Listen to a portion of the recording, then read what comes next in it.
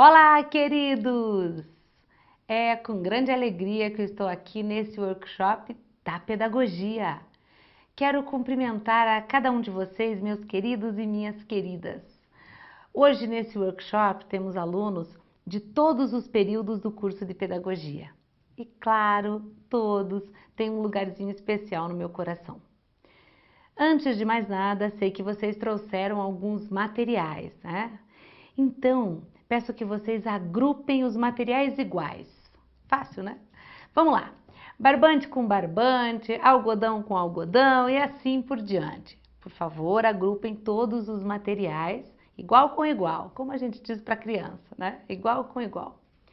Bom, eu sei que tem alguém no polo que vai dizer: ah, mas eu não trouxe, eu esqueci. Tudo bem, de agora para frente o material trazido é coletivo, pode ser assim? No final do workshop nós vamos utilizá-los. Muito bem. Vamos lembrar que o workshop é o grande diferencial da FAEL. É o momento da articulação da teoria com a prática, do que se aprende com o que se faz na pedagogia. Por isso, eu, Luciana, coordenadora do curso, fiz questão de vir falar com vocês para apresentar o professor, aliás, hoje é uma professora, que fará os trabalhos desse encontro. O workshop de hoje tratará do tema rimas, que é parte do conteúdo de língua portuguesa lá do ensino fundamental. Então, se você tem filhos nessa idade, né, ou já está realizando estágios, ou mesmo já tem alguma experiência como professor, pode e deve utilizar os exemplos que a professora Simone, né, dará nas aulas. Olha só, falando nisso, vou apresentá-la então, oficialmente. Quem falará com vocês hoje é a professora Simone Witters, nossa pedagoga, mestre, doutoranda em educação. Finalmente, antes de eu passar a palavra para Simone, quero relembrar que, como o workshop trata do tema rimas, atenção, ele está vinculado à disciplina de língua portuguesa, mais especificadamente ao eixo de leitura. Lembre-se que há 3 eixos de trabalho em língua portuguesa: a leitura e a produção textual, que é oral e escrita, e a análise linguística. Então, retomando, hoje falaremos sobre o eixo da leitura. Assim, com vocês, a professora Simone. Daqui a pouco eu volto e a gente conversa mais. Olá, meus queridos e minhas queridas. Como estão? Animados para tratarmos dos assuntos referentes à alfabetização e letramento? Vamos lá, então. Já vimos algumas práticas que poderão ser desenvolvidas em sala de aula. Acredito que vocês tenham percebido que, embora tenhamos separado os eixos da língua didaticamente, no momento de realização das práticas, os 3 eixos estão presentes, pois esses eixos estão intimamente articulados. Hoje falaremos do eixo da leitura. Precisamos ter clareza que, para formar bons leitores, precisamos de bons textos e de práticas de leitura em sala de aula. Quando digo bons textos, estou me referindo àqueles que possuem significação, ou seja, intencionalidade, interlocução e linguagem apropriada para o interlocutor, e que acrescentem informações e subsídios linguísticos. Afinal, um bom texto pode encantar os leitores de diferentes maneiras. E se no ensino da leitura usamos bons textos, eles podem encantar pela leitura em si. Em sala de aula, o trabalho com a leitura deve oportunizar ao estudante a interação com o lido ou ouvido, ou seja, a tomada de consciência do sentido do texto em um dado momento e situação, o que ocorre também em função de suas experiências sociais e linguísticas anteriores. Ele precisa ser levado a verificar suas hipóteses interpretativas, que poderá acontecer por meio de sucessivas leituras, pela interação com os colegas e com o professor, que poderá lançar questionamentos aos alunos. A interferência do professor é necessária para que a aprendizagem de leitura se efetive e se construa como prática social consciente. Pois é, bem como a professora Simone falou. Em sala de aula, o trabalho com a leitura deve oportunizar ao estudante a interação com o lido ou o ouvido, ou seja, a tomada de consciência do sentido do texto. É aquela velha história, ler e entender. Se não entender, não vale. Essa é uma regra hoje. Por isso, você aí que vai atuar como professor, precisa levar em conta que os livros oferecidos às crianças, eles têm que fazer sentido para elas. Quer ver um exemplo? Qual a idade do seu aluno? Ou, se você ainda não é professor, do seu futuro aluno, onde é que você gostaria de trabalhar, né? Ou vamos perguntar uma coisa que é bem comum, qual a idade do seu filho? Ah, então, diga lá, meu filho tem 8 anos, meu filho tem 9, meu filho tem 12. E aí vem a pergunta, né? Meu aluno tem 12, meu aluno tem 8. Do que eles gostam? Do que essas crianças gostam? Né? Porque a gente reclama e fala, do que eles gostam? Quais são os seus interesses, né? A gente diz, não assista desenho, é isso, não é aquilo. Tá, mas do que eles gostam, o que a gente permite que eles vejam, né? Quais são os interesses dessas crianças? O oferecimento de livros a essas crianças, ele tem que vir de encontro a esses interesses. Então, eles gostam de ação, livros que contam histórias dos super-heróis, claro. Vejam, é mais fácil entender aquilo que faz sentido para mim, para você, para as crianças, para os jovens, aquilo que me é interessante. Por isso, professor, pesquise, vá atrás de literatura de qualidade, busque livros que instiguem, que desafiem. Mas o livro sozinho não faz nada, é preciso a ação da leitura. E nesse caso, vale o professor ler para os alunos, e veja lá, mesmo para os maiores. Porque a gente não lê só para criança pequena.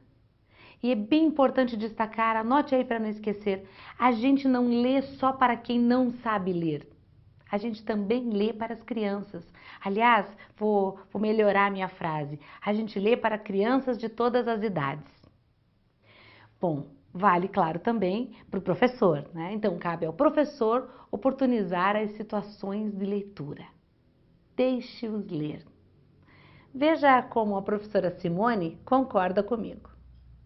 Para melhorar e expandir as práticas de leitura na escola, é preciso entender, em primeiro lugar, que o contato dos alunos com materiais escritos não é suficiente para que ele aprenda a ler ou contraia o hábito da leitura.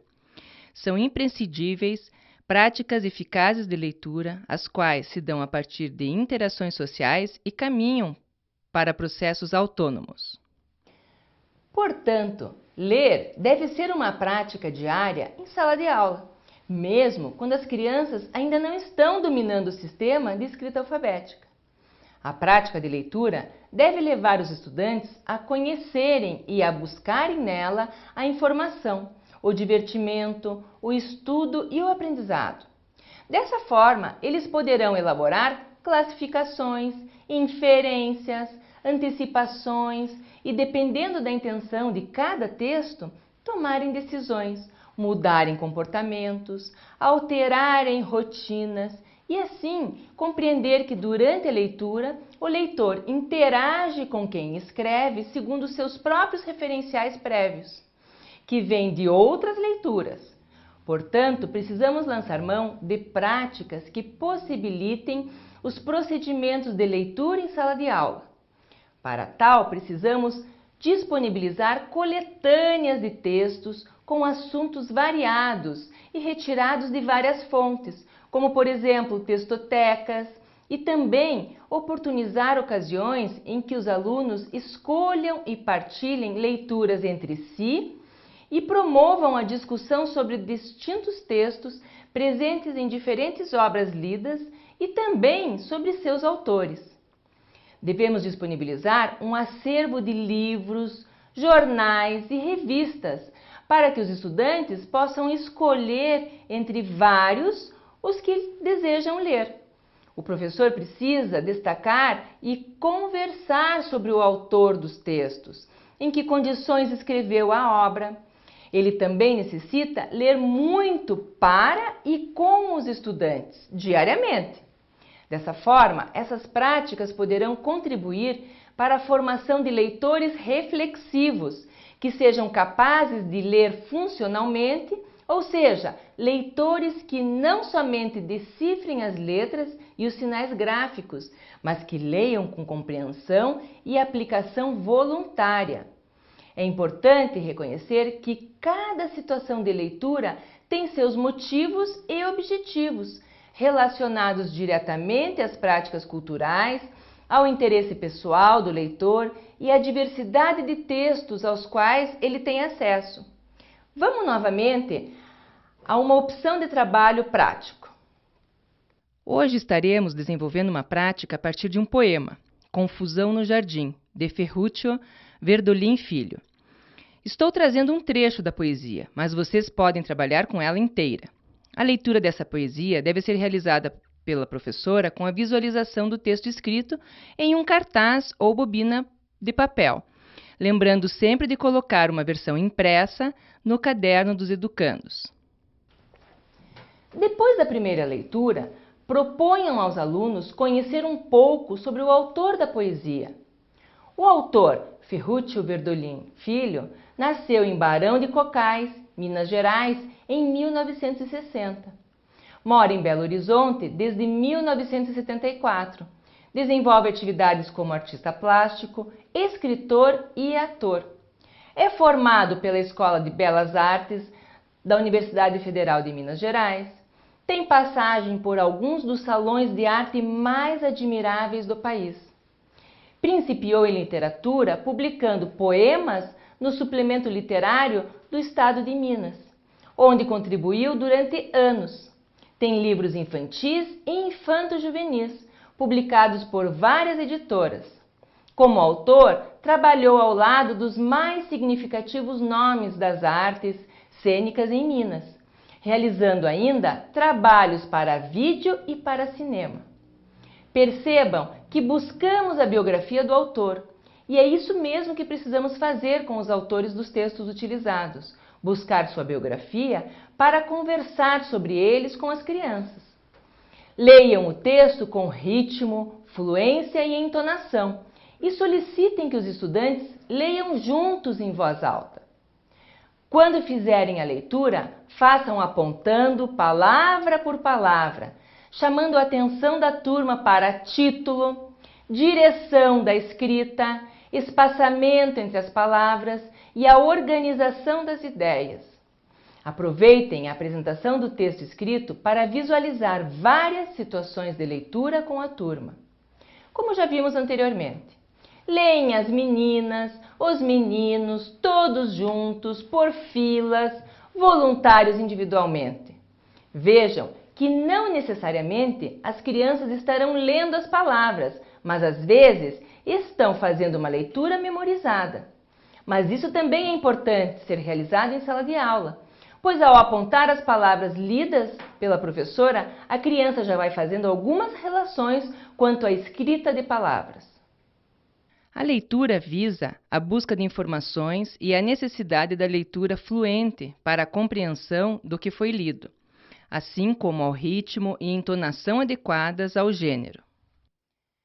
Depois disso, conversem sobre a poesia com as crianças, fazendo questionamentos sobre o que leram. Leiam novamente questionando quais palavras não são conhecidas no texto, utilizando o dicionário para conhecer seu significado. Nesse texto, há perguntas ou só há afirmativas? O texto informa alguma coisa? Qual é o desígnio desse texto? É divertido? É rimado? Vocês já leram algum texto como este antes? Ou seja, do mesmo gênero? Organizem com a turma um caderno para registro coletivo de palavras novas e seus significados à medida que forem contextualizados. Perguntem aos estudantes sobre o assunto tratado. Proponham a representação individual por meio de desenhos e exponham-os em sala devidamente identificados. Depois, organizem a turma em grupos para que juntas as crianças localizem no texto Confusão no Jardim as palavras que apresentam finais semelhantes, ou seja, as rimas. Peçam para os alunos circularem no texto o nome dos animais. Depois, elaborem com a turma uma lista com o nome de animais e registre no quadro. Peçam para os alunos copiarem a lista elaborada. Com o alfabeto móvel, peçam para montarem as palavras, Façam caça-palavras com eles, com as palavras que estão no texto. Proponham aos alunos que identifiquem e pintem da mesma cor as palavras retiradas do poema que são correspondentes, ou seja, estão escritas com letras diferentes, caixa alta, script e cursiva. Dessa forma, as palavras só têm sentido em enunciados e textos que significam e dão significado por situações. Nesse contexto, a linguagem não é apenas o vocabulário, lista de palavras e sentenças. É por meio do diálogo que a comunicação acontece. São os sujeitos em interações singulares que atribuem sentidos únicos às falas. Entreguem uma palavra retirada do texto, registrada em uma tirinha como essa, e peçam para que eles contem quantas letras tem a palavra, pintem cada letra de uma cor, contorne as letras que também tem no seu nome, façam um desenho que represente essa palavra, escreva a primeira letra da palavra, escreva o nome dos colegas que iniciam com essa letra, marque um X no quadradinho que tem a última letra da palavra. E nesse momento é importante que vocês conversem com os alunos sobre as diferentes possibilidades de estrutura de sílaba. Nesse exemplo, podemos ver o padrão consoante, vogal, consoante e consoante, vogal. Vocês poderão aprofundar esse estudo analisando os padrões silábicos que aparecem no nome dos estudantes ou em outras palavras do poema. Entreguem outra palavra registrada em uma tirinha, pode ser a palavra estrelinha. Peça aos estudantes que batam palmas para cada sílaba da palavra estrelinha. Pintem cada sílaba de uma cor, separe a tirinha em sílabas, procurem outras palavras escritas dentro dessa, como por exemplo, linha, que tem outro significado. Depois, discutam como as sílabas foram formadas, como fizemos anteriormente. E assim, vocês poderão fazer com outras palavras, verificando sempre as propriedades do sistema de escrita alfabética que vimos anteriormente, para que os alunos possam compreender os diferentes padrões silábicos existentes na língua portuguesa. Viram como não é difícil? Vocês podem ainda pedir para que, a partir de uma palavra, eles misturem as letras e descubram outras palavras que podem ser formadas. O domínio da linguagem aparece da sua utilização em variadas circunstâncias, nas quais as crianças podem entender a função social que ela desempenha e, por meio dessas obtenções, desenvolverem distintas habilidades. Desse modo, a aprendizagem da linguagem oral e escrita é um componente efetivo para que aumentem suas possibilidades de inserção e participação em práticas sociais diversas. Vocês ainda poderão utilizar jogos com as crianças, como por exemplo o caça-rimas. Nele vocês podem preparar cartas com diferentes figuras cujos nomes rimam, como por exemplo avião e leão, rato e gato, mamadeira e cadeira, ovelha e abelha, entre outras. Se vocês colocarem o nome do jogo em um site de busca, encontrarão as cartelas e imagens desse jogo para poderem construí-lo. Vale a pena. Vejam como ele é. Ele é dividido em 4 cartelinhas, certo? 4 cartelas iguais, com as mesmas figuras, e as cartinhas com as demais figuras que rimam, com as palavrinhas que rimam. Então, por exemplo, leão, né? Que vai rimar com a palavrinha avião, certo? Vocês vão dividir as crianças em grupos de 4 crianças, cada uma vai receber uma cartelinha do jogo e as cartas serão distribuídas todas, né, igualmente para todas as crianças. Depois disso, o que as crianças vão fazer? Elas vão procurar, o mais rápido possível, as palavras que rimam. Então, leão, que rima com avião, ela vai colocar lá em cima da sua cartelinha a palavra avião, leão. Depois disso, vai vencer a criança que acabar primeiro com todas as suas cartas, certo? E, lógico, aqui terá mais cartas sobre a cartela. Ela que vai vencer o jogo. E vocês podem ainda utilizar esse repertório de palavras, né? Que é o repertório que vai aparecer lá no site de busca quando vocês puserem o nome do jogo Caça-Rimas. É muito interessante e ajuda bastante no processo de alfabetização. Jogo interessante esse da rima, não? Ah, professor, vale o teu empenho em construir essas cartelas para brincar com as crianças, em procurar mais informações sobre esse jogo. Lembrem-se, crianças aprendem brincando. Isso é uma regra, escreva aí para não esquecer, eu vou repetir. Crianças aprendem brincando. E nesse caso, estamos falando, nesse jogo, de crianças menores de 8 anos que ainda não aprenderam a ler. Mas claro, né, você aí do outro lado vai dizer, ah, mas eu tenho um aluno de 9 anos que ainda não aprendeu a ler. Ele pode brincar desse jogo? Pode. Com 10 pode, ele pode, um adulto, um jovem, pode brincar desse jogo? Pode. Só tenha cuidado, né? Eu falei, né, quando apareci lá anteriormente, que é importante ver o interesse da criança, o interesse do jovem. Então, às vezes, colocar um bichinho muito infantilizado para uma criança de 9, 10 anos, mesmo que ela não saiba ler, não é tão eficaz, ok? Então, até crianças de 8 anos, esse jogo funciona bem. Quando você vai trabalhar com crianças mais velhas, mude as imagens, beleza? Então, vamos para frente. Bom, eu também quero mais um lembrete especial. Aprender a ler é aprender que as palavras são formadas por sons. Então, cuidado aí quando você estiver em casa, com o teu filho, com o teu aluno e fica ditando as letras. Ah, quer ver como ele sabe escrever? Ó, vou lá ditar as letras.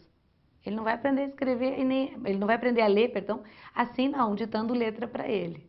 Ó, aprender a ler é aprender que as palavras são formadas por sons, por pedacinhos sonoros. Bom, no meu tempo, lá no século passado, né, a gente aprendia numa aula do ba, be, bi, bo, bu, né, que esses pedacinhos sonoros eram as sílabas, né. Hoje não se faz mais isso desta forma descontextualizada. Hoje é importante destacarmos na criança, olha que lindo isso que eu vou dizer, anota aí para não esquecer, a consciência fonológica. Ai, o que é isso? Escreve aí, consciência fonológica. Sabe o que é consciência fonológica? É a habilidade da criança em perceber a estrutura sonora da palavra e das sílabas. E assim, após aprender sobre esse conceito de consciência fonológica, entender que os sons são formados por algumas letras, que essas letras sempre vão fazer esse som, salvo algumas exceções, claro, né? E a criança vai tendo consciência, cada vez que ela olha aquele pedacinho, aqueles, eu sei que som é esse. Então, ler os sons, né? Por isso a rima é tão importante.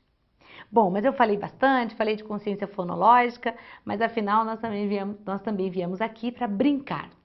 Então, vamos brincar. O jogo de hoje é o seguinte.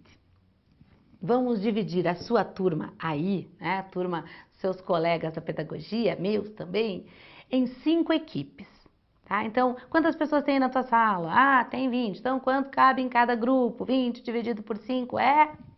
Garanto que todo mundo sabe. Mas na minha equipe, aqui na minha sala, só tem 5 pessoas, porque é um polo bem pequenininho, só tem 5. Não é, eu tô só dando um exemplo, tá? Porque só de 5 não tem. Mas aí só tem 5. Então, tudo bem, vamos trabalhar com todos os materiais. O importante é que vamos dividir em 5 equipes, porque nós temos 5 materiais. Lembra? Então, cada equipe vai trabalhar com um material daqueles que vocês trouxeram. Quais materiais são? Barbante, algodão, papel colorido, lã e palito de fósforo ou de sorvete. Bom, eu tenho que destacar uma coisa importante aqui. Pode usar palito de fósforo na escola para fazer alguma atividade? Claro, pode. De preferência usado, né? Já arriscado. Então fala para os pais que usam em casa o fósforo, usa o fósforo, guarda o palito usado. Eu acho que é desnecessário eu dizer por quê, né? Mas enfim, para a criança não riscar o fósforo lá na tua sala de aula, se levar um susto, né? Ter um acidente. Também mantenha longe das crianças palitos e caixas de fósforo, porque trabalhar com material e trabalhar com criança é trabalhar com cuidado, ok? Então você pode usar palito de fósforo? Pode, porque o palito de fósforo usou vai jogar fora, né? E algumas famílias usam muito. Então guarda o palito riscado e traz para a escola. Se, não, trouxe o palito sem riscar, muito bem, tira da caixinha para não ter chance dessa criança riscar o palito de fósforo, tá? Então, de novo, não é só trabalhar, é também cuidar, né? Esse é um princípio do nosso trabalho. Muito bem, então, repetindo os materiais, nós temos barbante, algodão, papel colorido, lã e palito de fósforo ou de sorvete. Então, 5 equipes. Dividam-se cada grupo, um grupo do algodão, um grupo do barbante, assim sucessivamente. Bom, agora é fácil, eu já tenho aqui um materialzinho que vai me ajudar e vocês vão fazer aí depois que eu parar de falar, né? Porque eu vou falar bastante ainda. Então vamos lá, vocês vão pegar o papel quadrado, nós pedimos de 20 por 20 centímetros, esse aqui ó, é um pouquinho maior, mas não tem problema desde que ele seja quadrado. Eu trouxe essa folha roxa aqui atrás para você olhar que ela é do tamanho de uma folha de sulfite, essa roxa aqui. Então o que que eu fiz? Eu cortei um pedacinho, ó. Quer ver? Trouxe aqui facinho. Para transformar em quadrado, ficou bem fácil, ó. Tá vendo? Um quadrado aqui, joinha, rapidinho de fazer, não precisa ficar lá medindo com a régua, né? Não é uma precisão assim, tá? Tem que ser isso. Pode ser 21 por 21, 23 por 23, desde que seja quadrado, ok? Então, vocês vão fazer facinho aí o que eu fiz aqui, vamos dobrar conforme eu tô indicando, olha só, essa dobradura, quer ver o que que vai parecer isso? Tenho certeza que alguém aí já falou. Ó, vou pôr aqui na folha roxa para ficar mais fácil de enxergar, tá vendo? É uma casinha. Fácil, né? Então, ó, eu peguei o quadrado, vamos repetir, tá ali o quadradinho. Ó, tô ensinando dobradura fácil, fácil aqui, ó. E dobrou, pronto, eu tenho um telhadinho.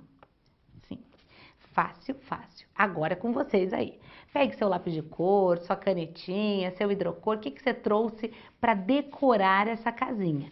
Então vale, você vai pegar, vai fazer o teu telhadinho com seu lápis, vai fazer uma portinha, vai colar uma porta por cima para abrir, a casinha é sua, tá? Então você tá num grupo aí, cada grupo tem a sua casinha. Muito bem, depois de dobrada, né, e decorada, a princípio o telhadinho e a porta, nós vamos usar o material que vocês trouxeram para colar nesta casinha. Isso é fácil, você consegue fazer aí.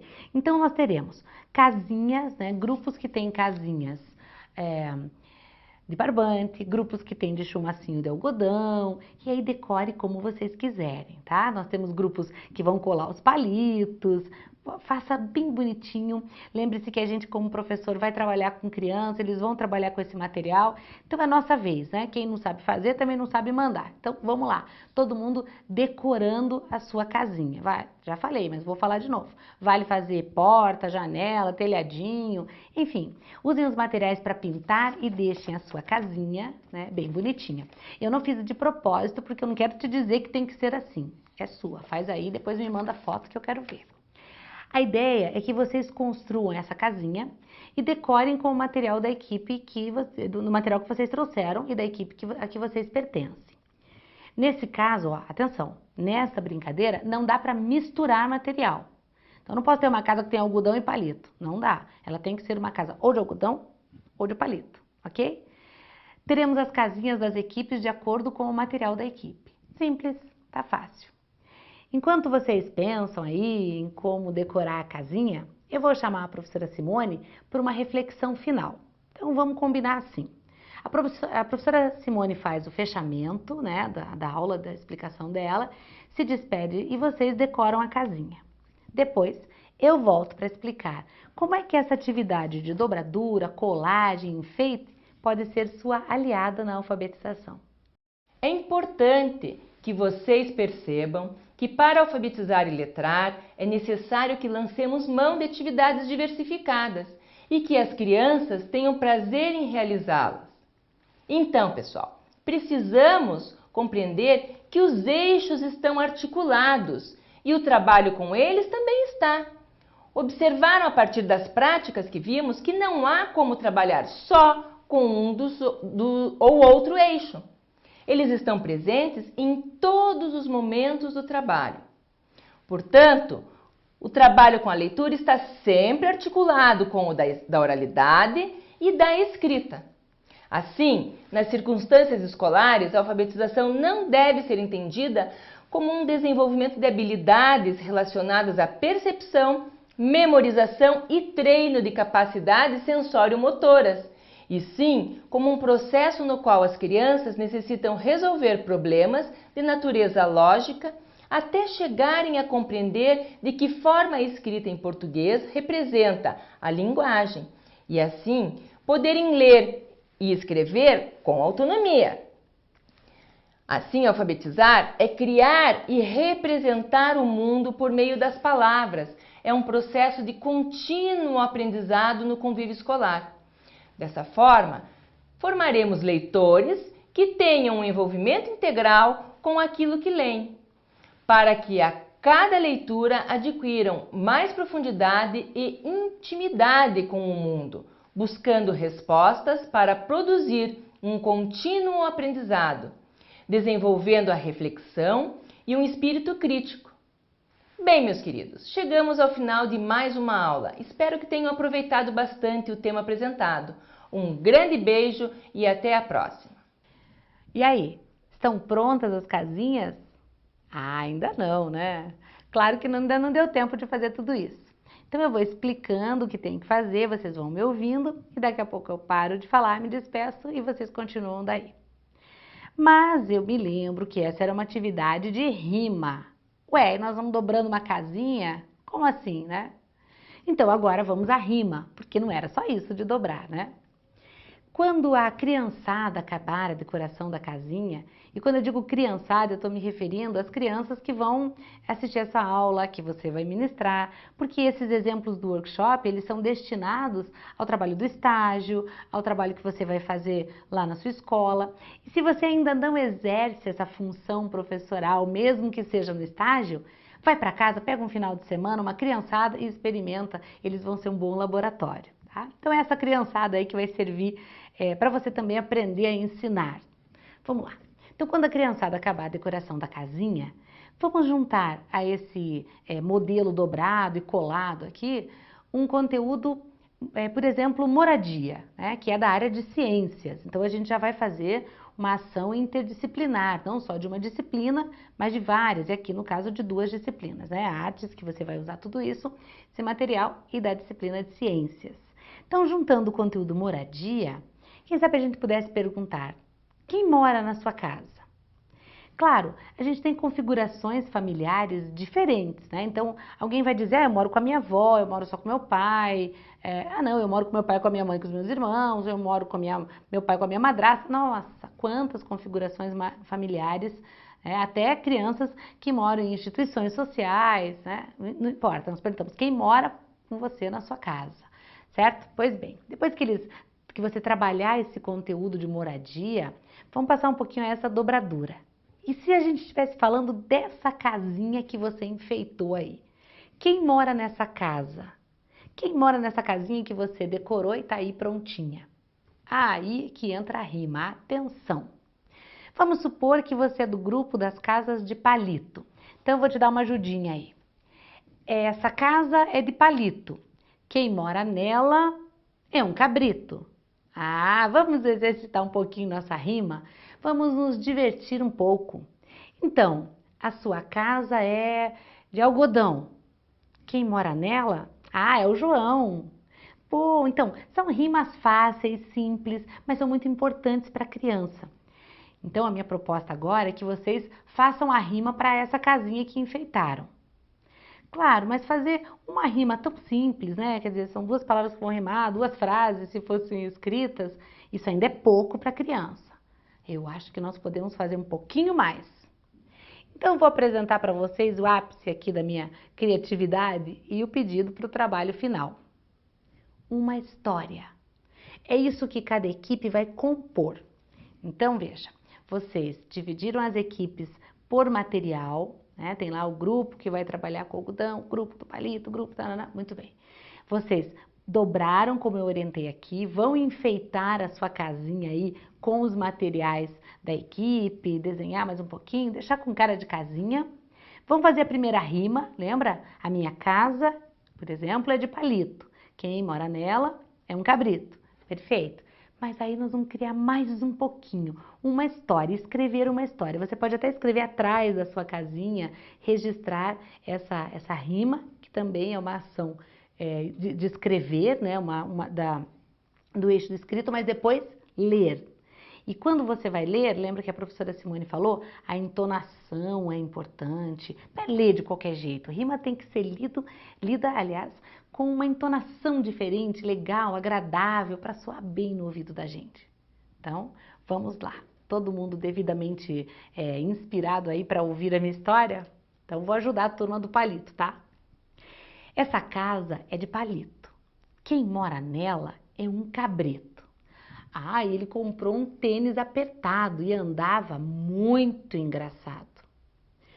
O seu pé doía tanto que ele parecia estar de tamanco. Esse cabrito é sabido, tem ideias de montão. E assim, meio doído, meio andando, meio tropeçando, ele me ajudou a fazer uma boa educação. Ah, tô até ouvindo os aplausos aqui para essa historinha. Claro, são histórias simples, elas foram feitas para crianças, né? Mas olha que legal, consegui fazer várias rimas dentro dessa história. E é esse o trabalho das equipes. Então, criem as histórias. Eu me despeço para que vocês possam prosseguir daí do polo. Pessoal, criem, vivam, aproveitem a brincadeira das rimas. Escrevam as histórias e coloquem-nas nos relatórios que os assistentes nos mandarão. Ah, não esqueçam das fotos, fotografem as casinhas, fotografem vocês com elas. Eu quero saber como foi essa experiência de criatividade, ok? Então eu paro, mas vocês continuam aí que tem uma tarefa muito legal, que é criar história, colar, enfim, enfeitar, colar, criar. Um super beijo, fiquem bem e se precisarem de mim ou da minha equipe, escrevam para nós. Tchau!